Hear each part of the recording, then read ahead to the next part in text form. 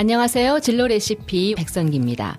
사람들마다 어떤 단어를 떠올릴 때면은 가슴을 설레게 하는 그런 말들이 있는데요. 제 경우는 꿈, 도전, 열정, 여행과 같은 단어들입니다.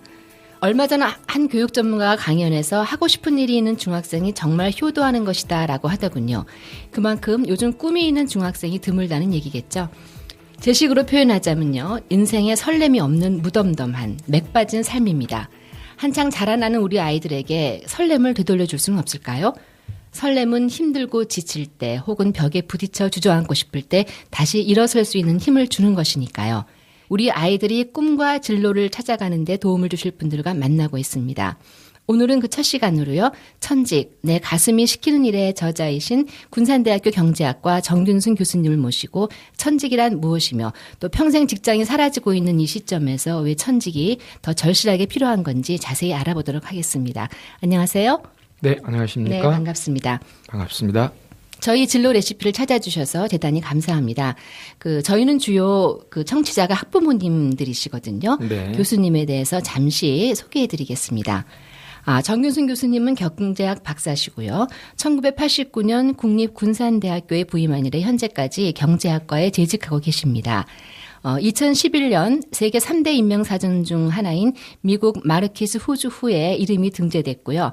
2012년에는 역시 세계 3대 인명사전 가운데 하나인 영국의 국제인명센터, 즉 IBC에서 뽑은 올해의 세계적 교육자로 선정되셨습니다. 2013년에는 자체 개발하신 자아진로 탐색과 유망 직업자기 프로그램인 천직 발견으로 특허청으로부터 특허를 취득하셨습니다. 현재는 대학생과 고등학생 그리고 일반 직장인을 대상으로 자신에게 가장 잘 어울리는 직업을 스스로 찾아낼수록 도와주는 천직 찾아주기 활동에 열정을 쏟고 계십니다. 요즘 말로 정말 화려한 스펙을 갖고 계신데요. 그중 학부모들의 눈에 번쩍 띄게 하는 대목이 있습니다. 바로 특허를 취득하신 천직 발견 프로그램입니다. 경제학자이신 교수님이 어떻게 천직에 특별한 관심을 갖게 되셨는지 궁금하거든요. 어떻습니까? 경제학자가 무슨 천직이냐 이제 이렇게 물어보신 것 같은데 경제학자니까 천직에 관심을 갖고 개발하게 된 게 아닌가. 네. 우선은 경제학을 제가 이제 강의하면서 제 과목 중에 하나가 노동경제학이 있습니다. 네. 그러니까 노동경제학이라고 하는 것은 노동시장의 구조랄지 또 특징, 특히 이제 그 임금 구조 또는 뭐 직업의 문제랄지 또는 노사관계 이런 그 일자리나 일거리에서 일어날 수 있는 모든 문제를 이제 광범위하게 다루는 게 그 노동경제학이고 이제 그걸 그 강의하는 과정에서 직업의 변천이 시대에 따라 굉장히 다양하게 이렇게 전개가 되는데요. 특히 21세기의 직업이라고 하는 것이 직업관에서부터 또 직업의 변동 추이가 어느 때보다도 변화무쌍합니다. 네. 그래서 앞으로 향후에 특히 미래사회의 직업과 연결시켜 봤을 때 현재 이 시점에서 직업에 대한 접근이 과거 지향적이지 않고 미래의 지향적이지 않으면 상당히 많은 사람들이 직업 때문에 혼란을 겪게 되는 그런 그 세상이 올 거라고 예측이 돼서 이 부분에 대한 준비와 대비가 필요하겠다. 네. 그러면 그걸 어떻게 할 것인가에 대한 어떤 고민의 산물로 네. 사실은 좀 상당한 기간의 준비와 시행착오를 거쳐서 결국은 최종적으로 찾아낸 게 천직이라고 하는 이제 개념이고요. 이 천직과 관련해서 이제 말씀을 드리자면 흔히 이 천직 얘기를 하면 우선 그 마음속으로 상당히 부담을 느끼는 경우들이 많거든요. 그러니까 천직 참 그것만 안다면 좋겠다 하면서도 그런데 과연 천직이라고 하는 게 있을까? 우리 사회에서 과연 천직을 찾았다 하더라도 그게 무슨 충분한 경제적인 어떤 안정을 줄 수 없는 천직이라면 과연 그걸 천직을 가지고 살아갈 수 있겠느냐라는 이제 회의론까지 다양한 반응들을 보이는데 제가 좀 강조하고 싶은 거는요. 천직이라고 하는 것은 그처럼 좀 부담스럽고 뭐 태어날 때부터 운명적으로 가져야 되는 거. 그래서 그걸 갖지 못하면 내 삶이 이상한 건가. 뭐 이런 식의 심적인 부담을 갖기보다는 누구나 천직은 있다고 생각합니다. 그래서 제가 이제 얘기하는 천직은 뭐냐. 첫째는 좋아하는 일. 있을 거다 이거죠. 네. 과연 내가 좋아하는 일이 뭐냐는 거죠. 근데 내가 좋아한다고 해서 다른 사람들도 좋아하는 건 아니다. 그래서 일의 이제 특성은 첫째는 좋아하느냐, 좋아하지 않느냐. 둘 중에 어떤 일로 갈 겁니다. 두 네. 번째는 또 하고 싶으냐, 하기 싫지만 해야 되느냐. 네. 예, 그런 점에서 봤을 때 기왕이면 하고 싶은 일을 할 수만 있다면 더 좋지 않겠느냐 하는 거고요. 네. 그다음 또 세 번째는 과연 그 일을 계속 하게 되면 잘할 수 있겠느냐. 아무리 해도 너무 버겁고 부담스러워서 잘한다고 하는 그 어떤 능력이나 재능과는 상관이 없을 수도 있다 이거죠. 그래서 네.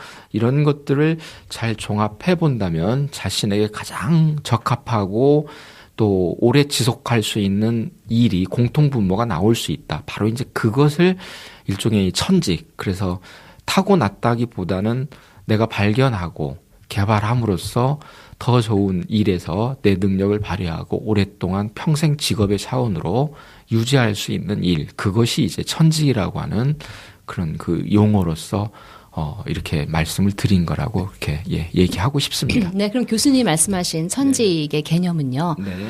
간략히 말씀을 드리자면은 첫 번째는 내가 하고 싶은 일을 일이. 찾는 것이고요. 네. 그 다음에 그것을 잘하는지 못하는지를 판단을 네. 또 해야 되고요. 그렇죠. 예, 네. 그 잘하도록 네. 내가 좋아하는 일이라고 하면은 네. 내가 잘하도록 네. 노력을 해서 네네. 예, 더 그거를 평생 직업으로 삼을 수 있게 해야 네. 된다라는 이제 그런 말씀이신 것 네, 같은데요. 맞습니다. 예. 네.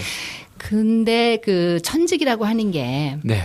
제가 원하는 거하고 네. 또 사회가 또 원하는 거하고 다를 수 있잖아요. 뭐 얼마든지 다를 예. 수 있죠. 그러면은 내가 네. 천직을 내가 이게 천직 같은데 네. 못 구할 수도 있다라는 어떤 그런 생각도 들거든요. 네. 그래서 이 천직이라고 하는 것은 사실 좀 어느 정도 시간이 필요한 것 같습니다. 그러니까 천직의 기본 뿌리는 그 자기 발견이라고 하는 게 이제 가장 모태가 될 수 있고요. 네. 그래서 사실은 그 자기를 발견한다는 게 쉬울 것 같은데 굉장히 어렵거든요. 그래서 그런 부분에 대한 그 상충될 수 있는 거, 그다음에 즉 그 사회가 요구하는 거, 사회가 좋다고 하는 거, 그런데 그 내가 또 좋아하는 거, 또 내가 하고 싶은 거, 이게 서로 달랐을 때 이걸 어떻게 할 것인가에 대한 모든 중심이 세상과 남들과 사회가 되는 게 아니고 내가 중심이 돼서 그 하모니와 그다음에 어떤 조율할 수 있는 이런 접점을 찾는 거, 저는 이게 현실적인 이제 대안이라고 보기 때문에 천직적인 접근에서 가장 맨 처음에 하는 게 자기 발견이고, 네. 그래서 이제 제가 주로 이 과정을 할 때는 그 자기 발견할 수 있는 6가지 접근 방법을 그 시도하고 있죠. 그래서 그걸 통해서 자신에 대한 내면 세계를 탐색하고 그 속에서 자신의 어떤 그 강점이랄지 또는 좋아하는 거랄지 또는 열망이랄지 또 가치랄지 이런 것들을 통해서 직업과 연결시킬 수 있도록 한다면 접점은 얼마든지 가능하다고 생각하고, 이제까지 대학생들이랄지 이 그 캠프에 참가한 학생들 상대로 하다 보면 늘 그 접점과 대안은 나오는 것 같습니다. 아, 네. 근데 천직이라는 말이 말로는 참 멋있어 보이는데요. 네. 근데 청년 실업이 요즘 우리 사회에 네. 아주 큰 이슈가 되지 않습니까? 그렇습니다. 예. 네. 이 시점에서 단지 그냥 천직만을 얘기하는 거는 좀 배부른 소리는 아닐까. 네. 심지어는 취준생이라고 하는 취업 네. 준비생들이 또 하나의 뭐 직업이라고 하기는 좀 힘들지만은 어떤 그룹을 형성해서 네. 우리 사회적 비용을 너무 그 많이 발생을 시키고요. 네. 또 개인한테도 불행이 오고 하는 이런 네. 건 아닌가라는 생각이 드는데요. 네. 네. 지금 이 시점에서 너무 천직, 나의 것을 찾자라는 걸 하기에는 좀 너무 이 세태가 안정되지 않은, 또 그렇게 요구어를 청년들한테 너네들은 그렇게 해야 돼 하고 밀기에는 좀 반감이 생길 수도 있다라는 생각이 들거든요. 네. 아닌가요? 네, 맞습니다. 충분히 저도 그 말씀에 공감하고요. 그다음에 실업에 대해서 이제 그 언급을 하셨는데, 지금 제가 대학에 있으면서 이제 느끼는 게 지난 2월에 졸업한 졸업생들이 과거 어느 때보다도 지금 사회에 진출하는데 어려움을 겪고 있거든요. 심지어는 1998년의 IMF 경제 위기 때보다도 제가 볼 때는 현장에서 느끼는 체감 실업은 더 심하지 않냐 이렇게 그렇군요. 느끼고요. 네. 그거는 지방대뿐만 아니라 서울 소재 대학도 다 마찬가지고. 네. 그런데 저는 이게 어찌 보면 이미 오래전부터 예상이 됐던 거고 그게 한 발 더 다가온 거고 또 최소한 2년, 3년 후에는 지금보다도 더 어려운 그런 상황으로 전개가 될 거고요. 그러다 보니까 이제 취업 준비생들도 지금 이렇게 어려운 그 상황에서 지금 무슨 배부르게 뭐 천직이 어디 있고 어디 지금 그 직장에 들어가기도 힘든 상황인데 네. 어떡하란 말이냐라고 하는 거. 그래서 이 문제는 개인 혼자서 접근할 수만은 없습니다. 우선은 일자리 자체가 자꾸 늘어나기보다는 오히려 줄어드는 추이이기 때문에 어떻게 하면 일자리를 많이 만드느냐는 것은 정부나 국가나 사회가 해야 될 문제고요. 이거는 개인의 힘으로서는 안 되는 거거든요. 네. 그런데 그럼에도 불구하고 개인의 입장에서는 사회만 기다릴 수가 없다는 거죠. 네. 그럼 어떻게 접근해야 되느냐. 무조건 어떤 직장이든지 뭐 있으면 들어가겠다라고 하는데 일단 그렇게 들어갔다 하더라도 그들이 직장에 들어가서 유지하는 기간을 보면요. 점점 짧아지고 있다는 네. 거죠. 그게 뭐냐면 그 상당한 정도의 직업과 나에 대한 어떤 그 매칭이 있지 않고 무조건 일단 자리가 있으면 들어간다라고 하는 건데 실제 일을 하다 보면 자기하고 맞지 않았을 때 하루 이틀 하는 일이 아니기 때문에 네. 오래 견디기 어렵다는 거죠. 그래서 지금 통계를 보면은 첫 직장에 들어가서 3년 이상을 첫 직장에서 근무하는 비율이 50%가 안 됩니다. 네. 그러니까 그렇게 많은 그 사회 초년생들이 첫 직장을 오랫동안 유지할 수 없다는 거. 이건 사회적인 비용으로 봐도 굉장히 낭비고요. 네. 또 개인이 그런 다음에 그럼 그 다음 두 번째 직장, 세 번째 직장은 정말 자신에게 맞는 직장이냐. 다급해지니까 또 악순환이 반복된다는 거죠. 네. 그래서 이렇게 본다면 장기적으로 봤을 때 과연 그렇게 너무 눈앞에만 보고 접근하는 게 최선이냐 네. 아니면 조금 시간을 갖고 더 이제 내려온다면 그 단계에 가기 전까지 즉 이제 대학 4학년이 되고 사회에 진출하기 전인 대학교 1학년 또 더 욕심을 부린다면 고등학교 수준, 중학교 수준에서부터 언젠가 맡게 될 일과 나라고 하는 두 가지의 어떤 그 개념을 좀 성찰할 수 있고 또 부모님 입장에서도 자녀들이 그런 쪽에서 그 사회에 진출하는데 연착륙할 수 있도록 이렇게 좀 도움을 줄 수 있다면 이 문제가 장기적인 관점에서 보더라도 우리 사회가 앞으로 점점 이 문제 때문에 심각해질 텐데 네. 그냥 나무 일이라고만 하기에는 모두가 해당될 수 있는 문제다. 그래서 여기에 대한 사회적인 합의와 그다음에 좀 사회적인 어떤 공감대 형성 그리고 이 문제에 대한 해결에 대한 좀 장기적인 접근 이런 것들이 좀 동시에 병행이 돼야지 이거는 뭐 개인 혼자 가지고는 해결할 수 있는 문제가 아니다. 그렇지 않게 되면 끊임없이 악순환이 되풀이될 것이다. 저는 이런 생각을 하고 있습니다. 네, 제가 교수님 말씀을 듣기 전까지는요. 네. 요즘 애들 보면 참 금방금방 그만두거든요. 네. 어렵게 들어갔는데. 그렇습니다. 그러면 저희 기성세대 입장에서는 아예 좀 참고 좀 더 다녀보지. 네. 왜 그렇게 그냥 금방금방 그만두느냐. 네. 좀 더 열심히 해봤어. 좀 더 그런 이제 느낌을 전혀 없다고 볼 수는 없거든요. 네. 물론 이제 그런 애들도 있고 정말로 말씀하신 것처럼 나랑 적성이 너무 안 맞아서. 네. 예. 근데 그걸 어떻게 어느 정도 참고 기다려야 되는지 구분을 어떻게 알아요? 글쎄, 그건 이제 개인의 어떤 그 문제고, 그 다음에 이제 기질적으로 네. 어떤 개인의 경우는 자기하고 딱 맞지 않는다 하더라도 오래 참을 수 있는 참을성이나 인내심이 기질적으로 네. 아주 그 잘 돼 있는 그런 이제 청년들도 있는가 하면, 네. 조금만 맞지 않으면 견디지 못하는 이제 그런 기질적인 것도 있거든요. 근데 네. 전체적으로 평균적으로 본다면 세대에 따라서 이를테면 좀 기성세대가 그 자라왔던 70년대, 80년대 또는 90년대 세태라고 하는 것은 사회적인 현상이 어떤 어려움이 있더라도 참아낸다는 것이 하나의 사회적인 덕목처럼 네.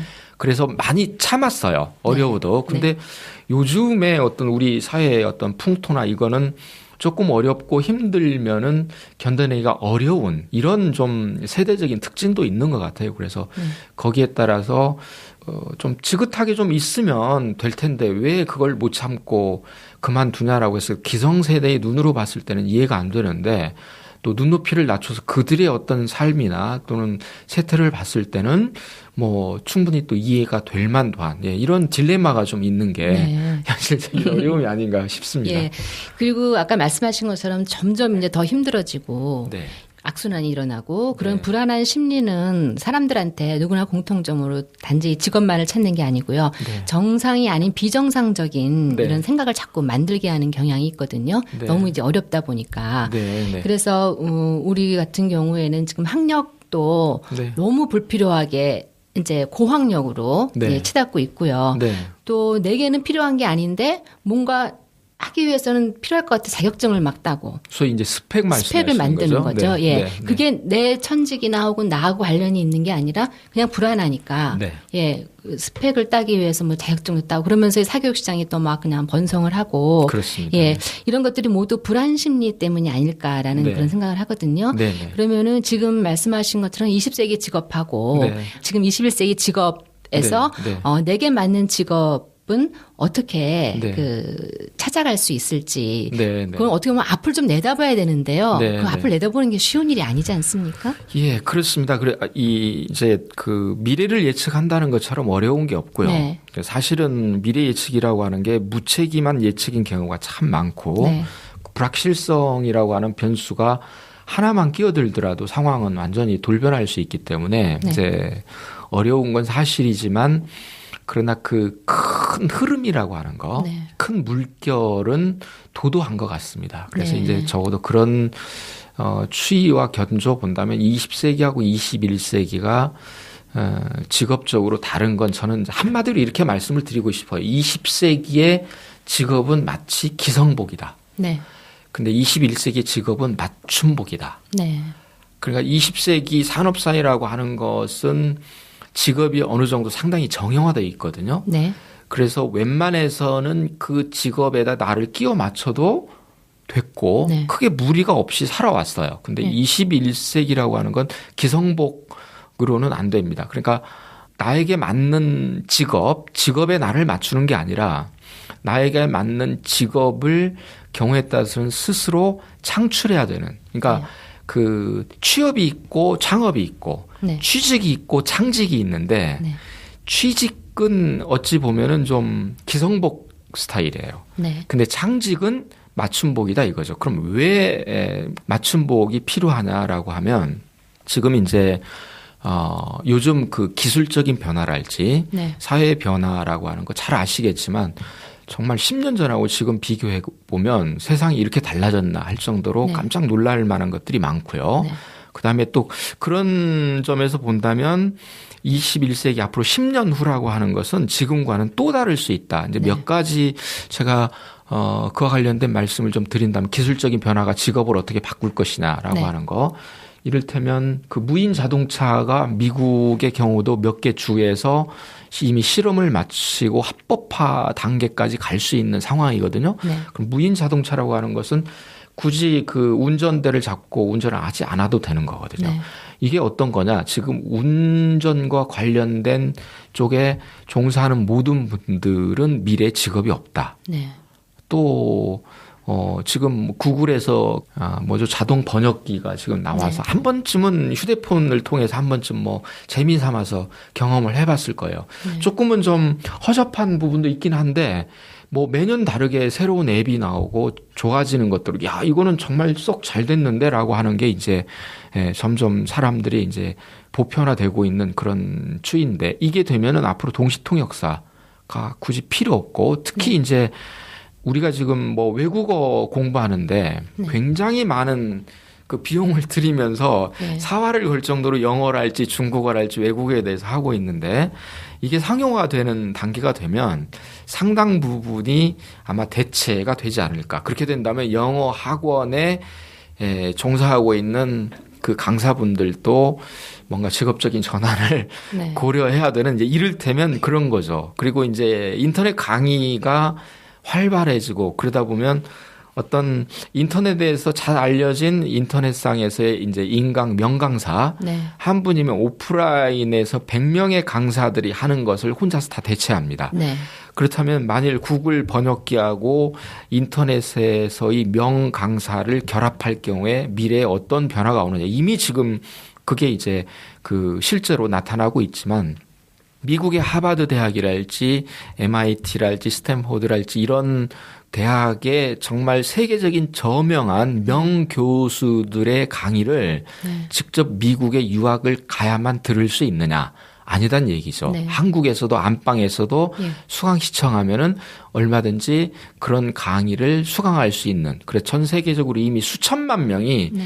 그런 이제 미국의 최고 대학의 명문 대학의 강의를 지금 듣고 있고 수강 신청해서 학점을 받고 있는 그거죠. 소위 말하는 무크라고 하는 이제 네. 교육 시스템이고. 예. 이렇게 된다면 지금 한국에 있는 대학들도요, 존립 자체가 위험해집니다. 근데 이게 먼 미래의 얘기가 아니라 현실로 다가오고 있다는 거죠. 그러니까 이런 엄청나게 과거에는 상상할 수 없는 일들이 벌어지고 있는 이 상황에서 과연 안정된 직업이 있겠느냐라고 하는 거죠. 네. 그러니까 이런 상황에서 어떤 특정 직업에다가 또 소위 말하는 사회에서 말하는 유망 직업에다가 나를 맞췄을 때 10년 후 20년 후에 그 직업이 과연 유망 직업이겠느냐 이렇게 본다면 그런 식의 접근은 이제 과거의 틀에서는 인정이 됐더라도 앞으로는 안 된다는 거죠. 그러면 대안은 뭐냐는 거죠. 예. 대안은 나한테 있다는 거죠. 그렇다면 뭐냐.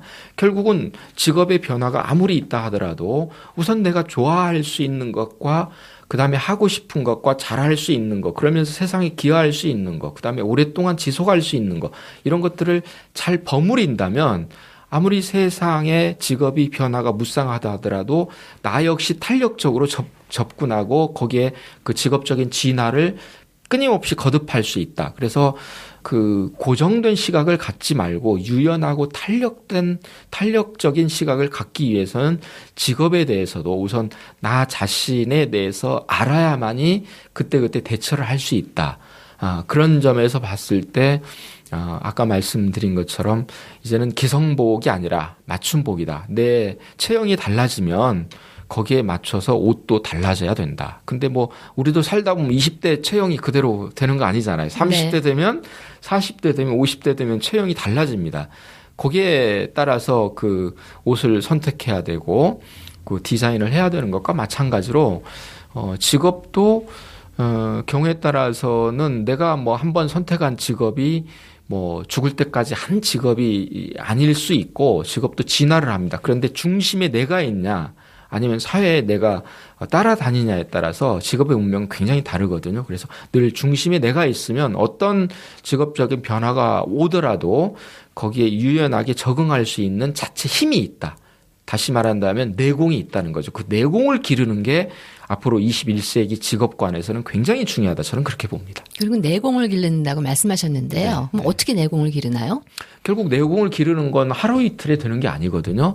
그래서 오랫동안의 체험과 경험, 그다음에 어떤 시도 그 속에서 실수도 하고 시행착오를 거쳐가면서 쌓는 게 내공이 아닐까 싶습니다. 그러니까 제가 지금 말씀드리고 있는 이 천직 발견 프로그램에 관한 그 2013년에 이 프로그램이 이제 완성이 되고 특허청으로부터 특허를 받았습니다만 사실은 이 프로그램을 저는 10년 정도 준비하고 많은 시행착오를 거쳤거든요. 네. 그러니까 어떤 한 가지 일을 만들어낸다는 것은 그와 같이 최소한 어떤 흔히 말하는 이제 뭐 1만 시간의 법칙이다. 또는 뭐 10년 정도는 어떤 일에 종사를 해야지 비로소 전문가의 경지에 오를 수 있다. 이게 이제 일종의 어떤 경험 법칙 아니겠습니까? 네. 그렇게 보더라도 현재 지금 평균 수명이 우리가 이미 80이 넘었고 그다음에 이제 지금 젊은 층의 그 또래들 또는 10대들이 봤을 때는 100살을 사는 세상에서는 오래 사는 만큼 일도 굉장히 오래 해야 됩니다. 네. 그렇게 본다면 정말 장기적으로 좀 플랜을 가지고 접근해야만이 되지 지금처럼 단기적으로 당장 눈앞에 보이는 그 어떤 그 생계직 차원에서의 일의 접근으로는 평생 동안 계속 그 악순환만을 거듭할 수 있다. 그러니까 결국은 선택이거든요. 어떤 선택을 하냐는 건 개인인데 조금 멀리 본다면 지금 힘들더라도 좀 그런 부분을 좀 병행할 수 있는, 말은 쉬운데 참 어렵긴 해요. 네. 근데 그 투자라고 하는 건 미래를 위해서 하는 건데 미래에 대한 투자가 없이 우리는 그 미래의 희망을 갖기가 어렵거든요. 네. 그러니까 이런 그 상당히 절망적인 세상의 유일한 희망은 미래에 대한 투자하는 거다. 그래서 어렵더라도 그 어려움을 극복해내지 않으면 누구도 나에게 어떤 그 밝은 미래, 그다음에 희망 있는 미래를 줄 수 없는 게 사실은 세태이기 때문에 참 어렵지만 네. 이 부분에서는 개인의 노력이 우선은 처음이다. 그러나 사회가 그 부분을 개인에게만 방치할 수는 없다. 그러니까 우리 사회 역시 젊은 세대들이 살아갈 수 있는 그런 여건을 만들어주고, 또 젊은 세대들이 요즘은 뭐 3포를 초월해서 7포 세대라고 하는 그런 어떤 그 좀 비극적인, 좀 좋지 않은 뭐 그런 얘기까지 나오는 세상에서 사회적인 어떤 책임 이런 거 또 동시에 가야만 된다. 그래서 일자리 문제는 늘 제가 생각하는 게 개인으로 접근할 수 있는 거, 또 기업이랄지 이런 어떤 직업을 창출하는 입장에서 할 수 있는 것, 또 정부나 또는 사회 또는 국가가 해야 되는 거, 이런 것들이 삼위일체가 좀 돼서 나가야만 되고, 또 선진국들에서 이 문제에서 우리보다 훨씬 자유로운 나라들은 적어도 그런 일을 수십 년 동안 지속적으로 해왔다. 그 결실이 지금과 같이 어려운 이런 과도기에 빛을 보는 거다. 그렇다면 우리도 그 정도의 시간과 노력의 투자는 지금부터 해야 된다. 20년 후, 30년 후를 봐서. 예, 저는 그렇게 생각합니다. 예, 그러면 개인적인 질문이 좀 될 수도 있겠지만요. 지금 교수님은 학생들한테 이렇게 천직을 찾는 일을 도와주고 계시는데 네. 자제분들은 어떻습니까? 천직을 찾으셨나요? 아니면? 저는 아들만 둘이 있어요. 큰아이 같은 경우는 이제 올해 2월에 대학 졸업하고요. 네. 사회에 진출을 했고, 네. 둘째 아이의 경우는 올해 2월에 군 제대를 하고 2학년으로 복학해서 지금 대학을 다니고 있어요. 네. 근데 큰아이의 경우는 중학교 때부터 좀 특성을 보였어요. 그러니까 조금 일찍인 그 초등학교 다닐 때 아주 어렸을 때부터 뭘 그리는 걸 재미있어 했어요. 네. 그리고 이제 어디 가면 뭐 흙 같은 걸로 이렇게 만지작 하면서 뭘 만들어내는데 괜찮다. 뭔가 이런 생각을 하고 했는데 중학교 때부터는 그림 공부를 좀 하고 싶다는 얘기를 하더라고요. 그래서 아무 생각 없이 그래 그럼 미술학원 좀 다녀라. 이렇게 해서 이제 미술학원을 보내고 그 지도해주는 선생님 통해서 이렇게 보면 잘 그린대요. 그림을 잘 그린다. 그래서 뭐 흔히들 이제 선생님들 하는 건 늘 칭찬해주고 하니까 그러겠지라고 했는데 중학교를 졸업하고 고등학교 진학하면서부터는 이제 진로에 대해서 좀 구체적으로 해야 되잖아요. 근데 본인이 디자인을 한번 해보겠다는 얘기를 해요. 네. 그때 이제 저하고 이제 아내하고 상당히 갈등이 좀 있었어요. 왜요? 저는 네가 하고 싶은 게 있으면 한번 해봐라. 네. 하는 쪽인데 저희 집사람은 디자인? 그건 취미로 해라. 근데 야 디자인해서는 그건 좀 안 된다. 네. 얼마든지 그림 그리고 이건 해라 네가. 근데 대학 가고 하는 건 그건 위험하다. 이래서 갈등이 굉장히 심했거든요. 근데 그 부분에서만큼 제가 다른 것은 아내하고 싸우면 거의 100점 100패입니다. 근데 그 부분은 제가 고집하고 싶었어요. 왜냐하면 저 역시 그동안 거기에 대해서 많은 공부를 하고 제 나름대로 소신과 확신이 있었기 때문에 그 자녀 입장에서 뭔가 하고 싶은 걸 부모가 도와주지는 못할 망정 다른 길로 인도하는 건 아니다 싶어서 저는 꾸준히 해라고 자꾸 격려를 했고, 그래서 이제 인문계 고등학교를 다니면서 그 디자인 공부를 계속했어요. 그러니까 학교 공부는 학교 공부대로 하고 끝나고 나면 밤 11시 넘도록 미술학원에서 이제 별도로 공부를 하면서 준비를 했어요. 근데 제가 이제 쭉 지켜보면 힘들고 한데 힘들지라고 하니까 힘들다고는 그래요. 네. 근데 힘든 걸 계속 할 거냐? 근데 재미있어 아빠 그래요. 네. 그럼 계속해라. 이렇게 했거든요. 그래서 결국은 디자인 계열로 대학을 진학을 했어요. 네. 대학 다니면서도 그 디자인 공부를 하는데 뭐 저는 몰랐는데 이렇게 보니까 서울에서 학교를 다니는데 날 새는 게 일과예요. 그렇게 힘든지 몰랐어요. 네. 그런데 그렇게 하면서도 놓지 않았던 건 재미있대요. 재미있다는 거. 그래서 그 공부를 꾸준히 했고 또 하나가 스포츠를 굉장히 좋아해요. 운동하는 걸 굉장히 좋아하면서 대학 다니면서 이제 어느 계기를 통해서 이제 앞으로 너 대학 졸업하고 나면 어떡할래요? 라고 했더니 스포츠 웨어를 만드는 회사에서 일하고 싶다는 거예요. 네. 왜? 라고 했더니 내가 운동 좋아하고 또 내가 그래서 스포츠웨어 쪽에 디자인이랄지 이런 것들을 하면 썩 괜찮을 것 같다 이거죠. 저는 많이 지원을 해줬죠. 그 사이에 엄마도 저하고 같이 이제 지원을 해주는 쪽으로 했죠. 그러니까 네. 이제 부모가 함께 이렇게 응원을 해주니까 그 심적으로 굉장히 저도 이제 많이 그 도움이 됐나 봐요. 그래서 그 길을 가서 결국은 사회를 나가는데도 지금 현재 다니고 있는 직장이 스포츠웨어 네. 관련 그 회사에서 일을 하는데 정말 재미있게 활동하고 있어. 그래서 걔는 정말 효자다. 네. 아까 말씀하셨듯이 그 진로 지가 찾아서 가는 것처럼 효자가 없는데 큰아이의 경우는 이제 그 길을 잘 가고 있어서 제가 볼 때는 정말 고맙다. 네. 라고 생각할 정도로 썩 그 잘하고 있고요. 둘째 경우는 아직 좀 불분명해요. 그 부모 입장에서 뭔가 눈에 확 띄는 게 뭐 언변이 됐건 혹은 뭐 디자인이 됐건 그걸 찾으셨는데 많은 상당수의 부모들은 못 찾고 있거든요. 왜냐하면 그냥 특별하게 그리고 우리의 교육 환경이라는 것이 네.